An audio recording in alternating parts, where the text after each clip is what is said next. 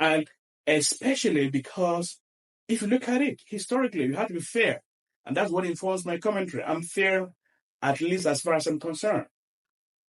When the North decided that power should move to the South, out of existential imperatives, Nigeria was burning, there was division, there was parity.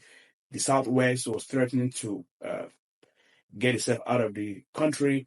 The Northern political establishment said, look, to keep this country one, we need to let power go back to the South, and particularly to the Southwest, where someone won an election on June 12, 1993, and was denied. And so in 1999, 98, 99, there was no major Northern politician who ran for office. So that the two major candidates for election were Olufala and Olusegun Obasanjo. At the North, predominantly voted for Olusegun Obasanjo. But he was just a year or two in office when Northern opposition started. And by 2003, although he was supposed to be there for 8 years, we put Buhari there as a very strong opposition. And of course, he defeated Buhari.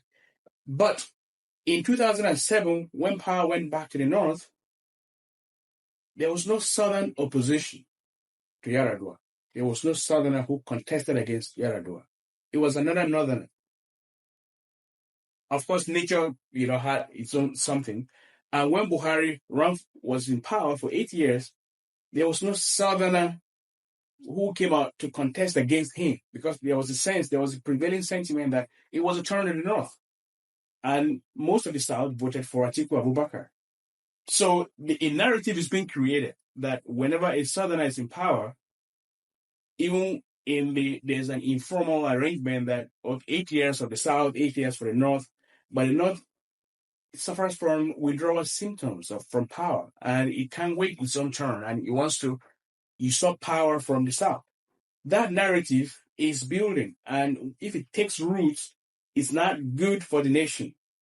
And that's why I suggested that even the Northern opposition, if they really want to be taken seriously, they should support a Southern opponent to Bola Tinubu, not another Northerner coming out to run, because this is supposed to be the turn for the South. And I know people say that's not democratic, but there's no universal application of democracy. In the United States, the presidential election is not a one-person, one vote system. It's an electoral college. So we need a democratic system that shows sensitivity to our cultural uniqueness. We're a patchwork of people.